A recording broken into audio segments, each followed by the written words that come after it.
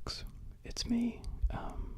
Once again, I don't have like a name that I've thought up yet. It would probably be something that sounded good to say. So maybe I'll think of something soon. You may notice that I have a different look. Everything looks a little bit oranger than before.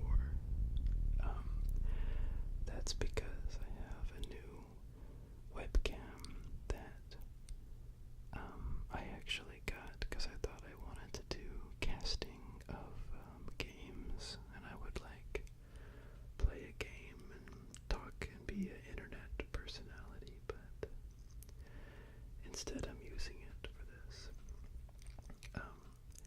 It's actually clipped onto the window blinds. It's a very small, tiny little webcam, and it's hanging in there, so it should be okay, as long as I don't move too much. But this way, you can kind of see me and the objects that I have. I do have some objects for you today.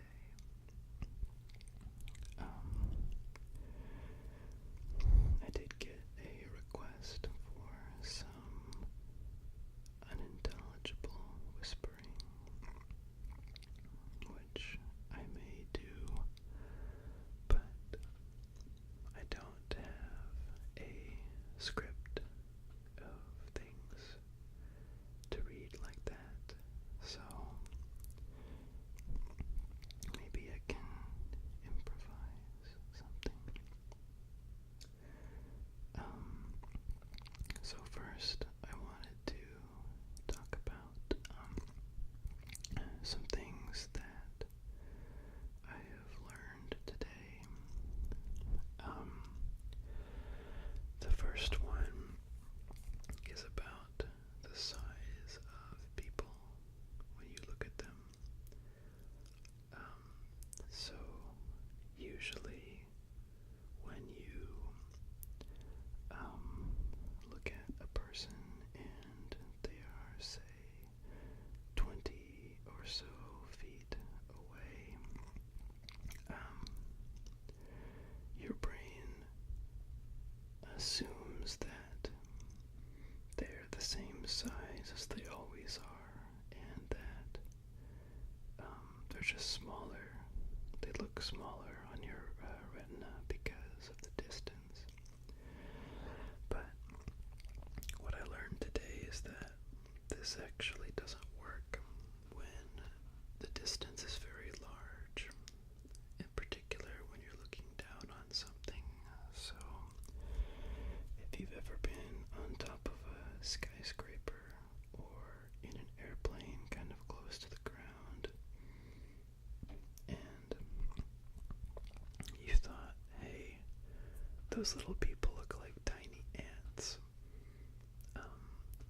That's actually happening because your brain doesn't know how to handle the retinal image of people that are that small, and it actually assumes that they are indeed tiny people and not just very far away, but normal-sized people.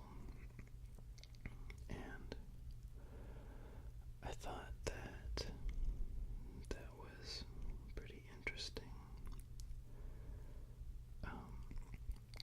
Another similar thing is there's a room, it's called an Ames room, and it's shaped in such a way that people in one corner look very small and people in the other corner look very large, and it's simply playing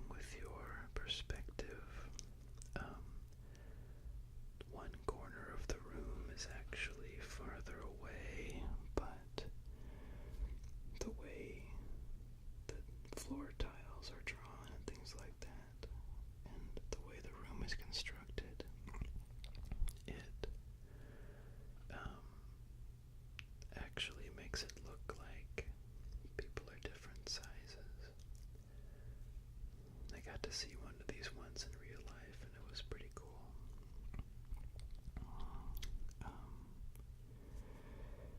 There's another thing.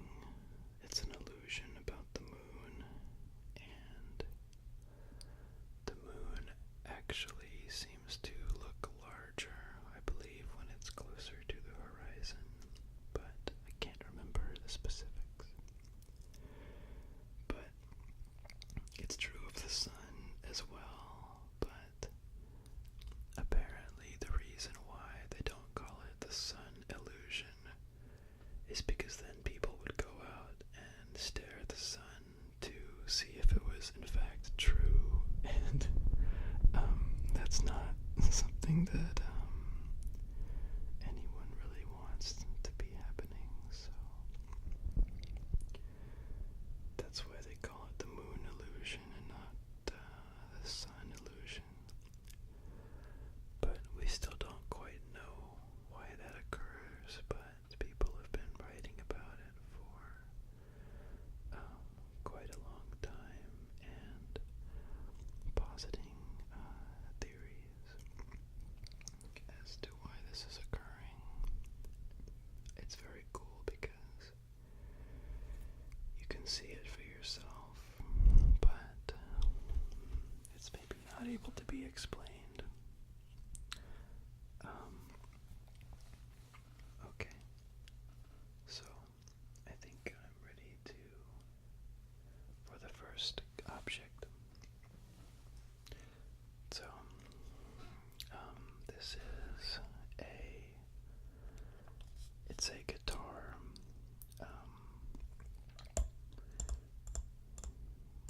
Let's see, it's kind of a case. I want to say it's a snuff box, but I'm not quite sure what that actually means, so there's no snuff in here, I suppose. But the cool thing about this case is that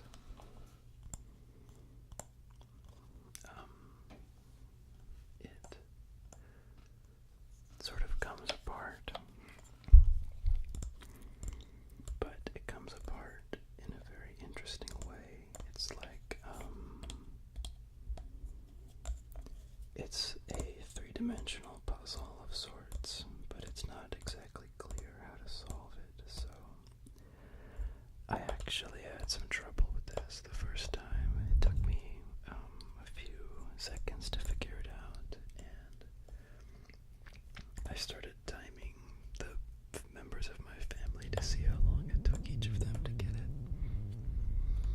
I think they all got it faster than I did. But so first you take this little piece out here.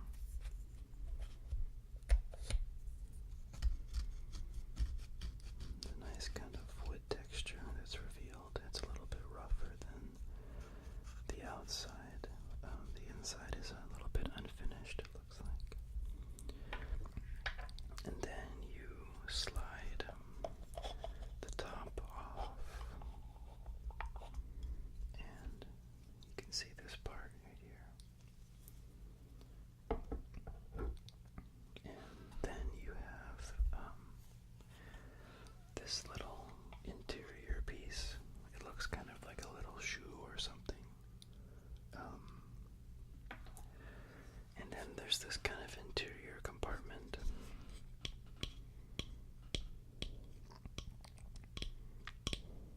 It's got a nice kind of very slight little reverberation there to the sound from the inside here versus the outside.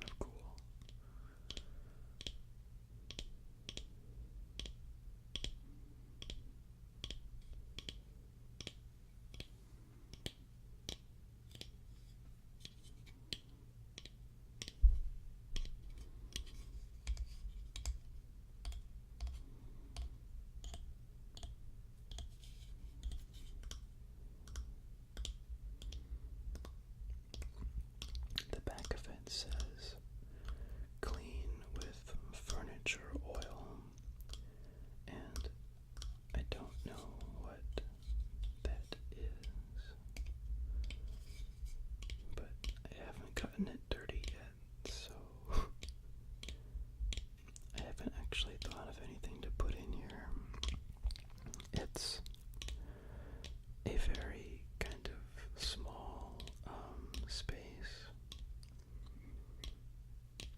You might put like a ring or like a little bit of jewelry in here or something, but I don't really have any jewelry, so I'm really not sure what to put in here. Okay, I'm gonna put this back together. So I'm gonna put the shoe part on top, and then I'm going to slide the cap on, and then insert the little peg thing, and then I'm going to set it down, and that's that. Okay, so the next thing,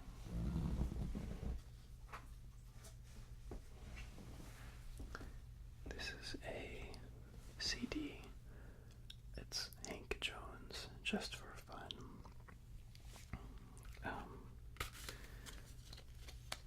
Actually, the CD is not actually in here. That's the graphics card drivers, but anyway.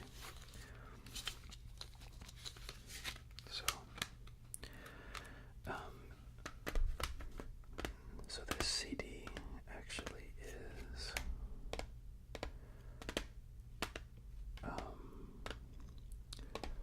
it's one that came up on Pandora, I think.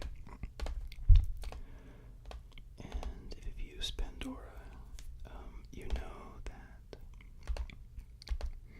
you can't actually download anything that you hear on there. So it's almost like in the old days, hearing a song on the radio and not knowing what it was.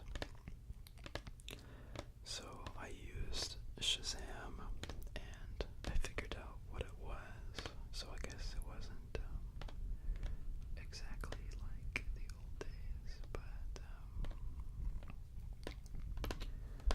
anyway. But I couldn't find it anywhere. It wasn't on Spotify or Grooveshark or even iTunes or Amazon. I think this is a CD that hasn't been made digital yet. And there was just a particular jazz song on here. I think it was called Just for Fun. And I really wanted to hear it again, but I couldn't. And so I ordered the CD. And it was one of the last ones they had in stock. It says this is from 1977. It was recorded in only 2 days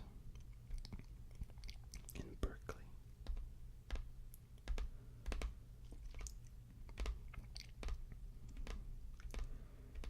It says Hank Jones on the piano, Howard Roberts on the guitar, Ray Brown on the bass, Shelley Knight drums, Selection 7, produced by Michael Village Producers Inc. Executive producer Winky News. First song is Interlude. Second is a very pop rock and roll tune. Third is a lullaby. This one is a country rock. Fifth is a bossa nova. And sixth is revival. And seven is Kids of Party People. So 7:30. Okay, so apparently I just did some unintelligible whispering. I hope that wasn't super weird sounding,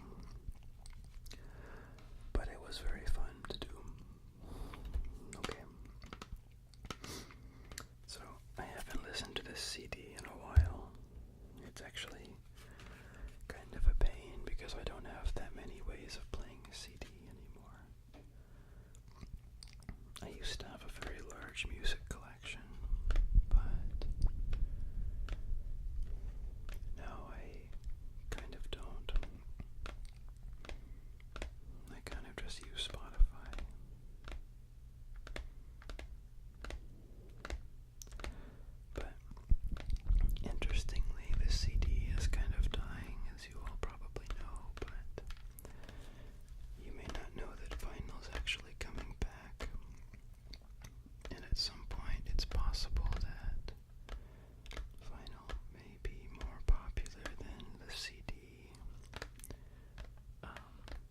as it's kind of more fun to collect, I think. As long as you're going to be doing something that's a little bit silly and impractical compared to the more convenient sort of modern tech solutions. I guess why not go all the way with it and get a vinyl record and a record player and all the kind of coolness and that comes with that. It is neat how each record has little scratches and stuff, and no two records sound exactly the same. It's almost like each record is a story, and it's your own personal story that is kind of layered on top of what the artist originally put there. Okay. I think this is good. Okay.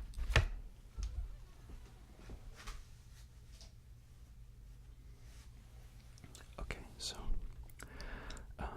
next up, I'm going to eat something. So I know some people don't like these, so I'm letting you know that it's happening now.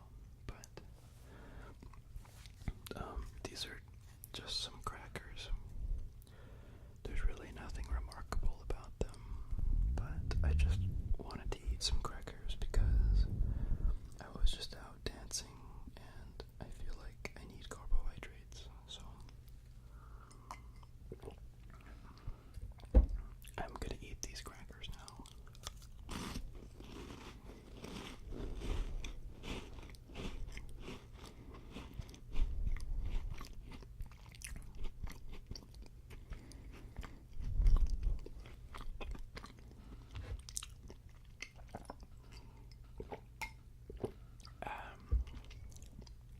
These are very good crackers.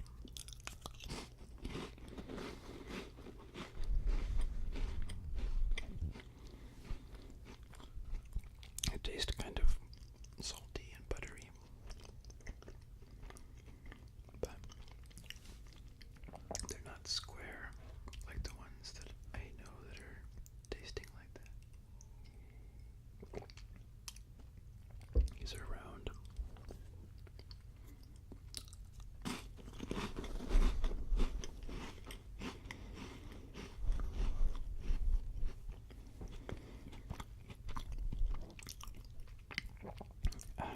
Okay. These are very good. I'm glad I got to eat these crackers. Oh, alright, so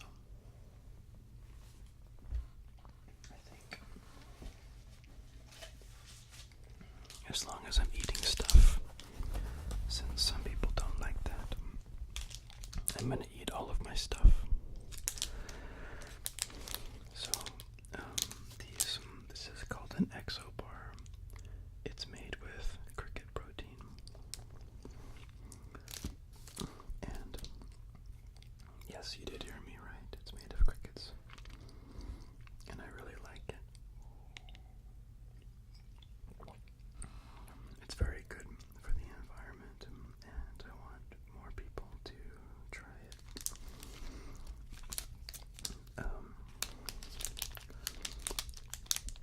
I think this makes a nice kind of crinkly sound. Okay, I'm gonna read the description here. Crickets. Good luck in some countries, prize fighters in others. And food used. Exo, we know they're all three. The same essential as a set of omega-3 fatty acids found in meat, poultry, and fish. Good example of micronutrients like iron and calcium. Feel for the explorers among us. Okay, I guess I forgot to voice that, so but the last part says a game-changing protein naturally selected photos, and it says complete, sustainable, and delicious. Okay. I'm gonna open this now.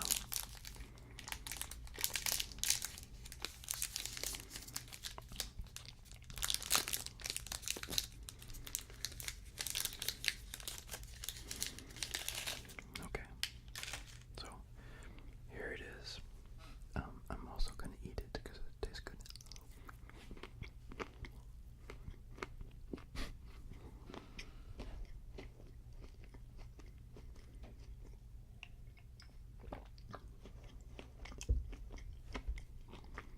So,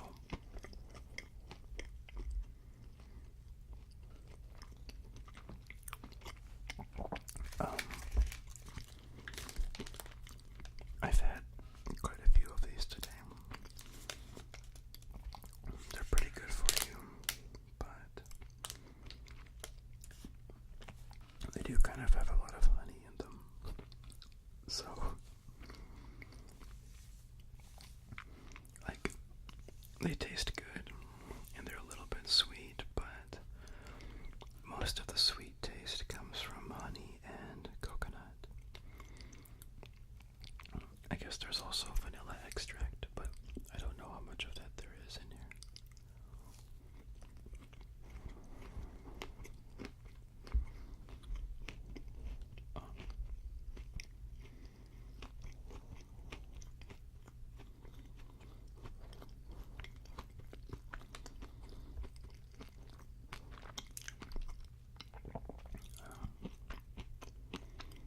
These are very good.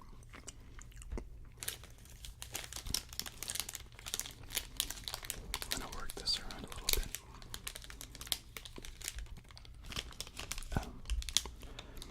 So I eat these in the morning because I don't have to cook anything.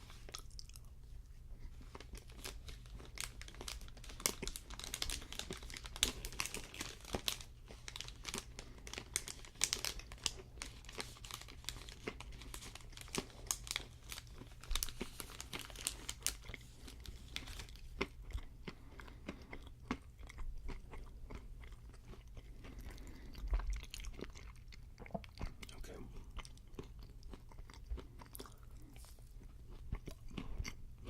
I'll save that bit for later. It says,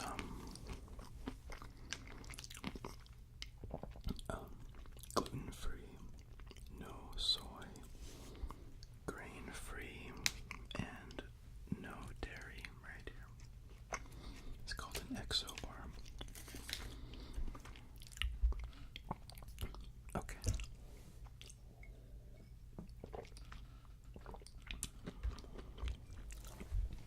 Okay, I'm done eating now.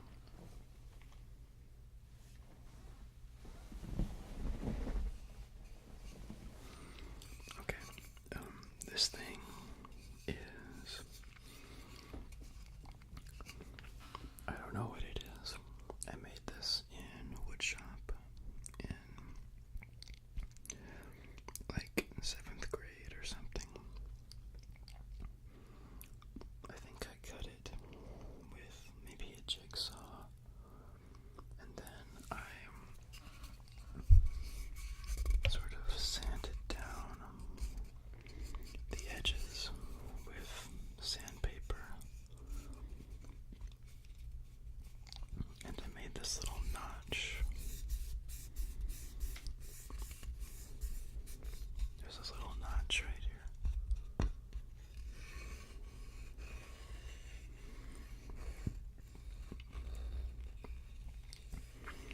But I've always liked it because I like to hold it like that. It just has kind of a nice weight to it. It's like a prehistoric artifact or something that you could tell was used as a tool.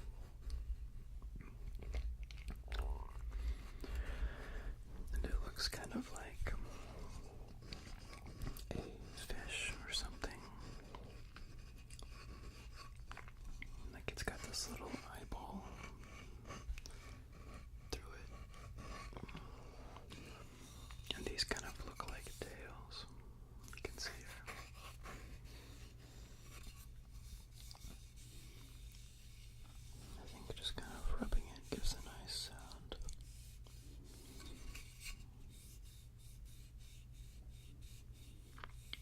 actually hear a slight difference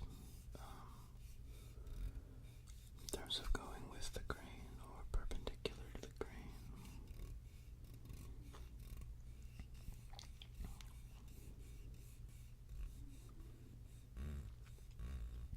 And it makes this kind of silly sound. Sometimes my finger kind of squeaks a little bit. There's like a little rough spot right here.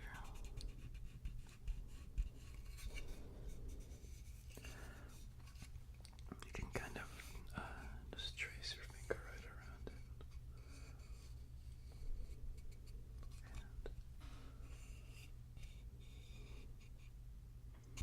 little notch right there. There's a little bit of white paint on here, and I'm not really sure exactly how that got there.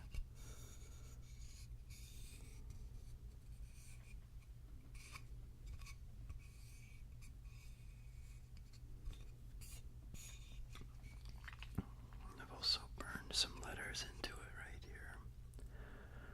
I don't remember what that tool was called, but it may have just been a drill, actually, and I just kind of moved the drill bit along right here. I like this thing, though. I don't quite know why. It just feels good in my hand. Okay.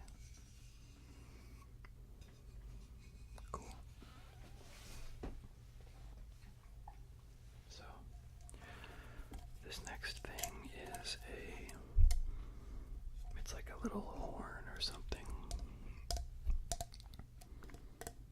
I think it makes nice tapping sounds because there's a bit of reverberation. It kind of reminds me of a cochlea.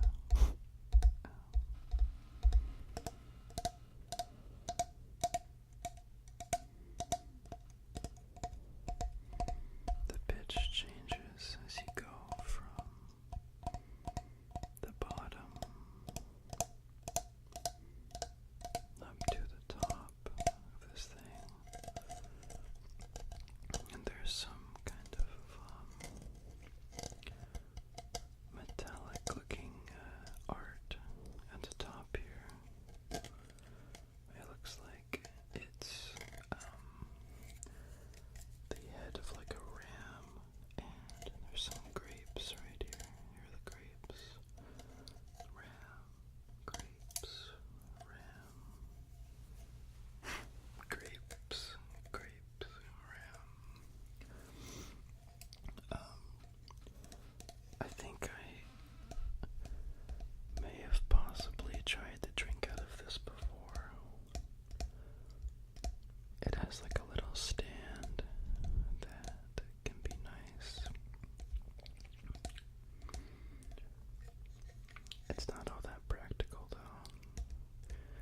And you can't blow it as a horn because it has this cap on the tip right here.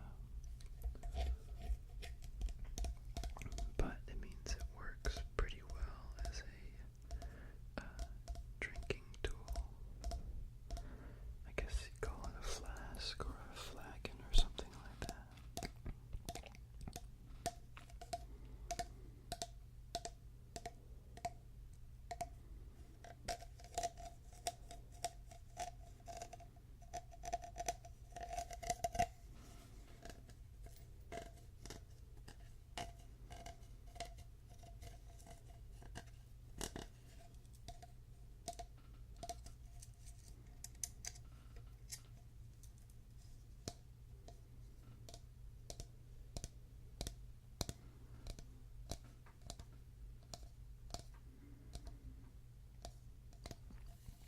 Okay.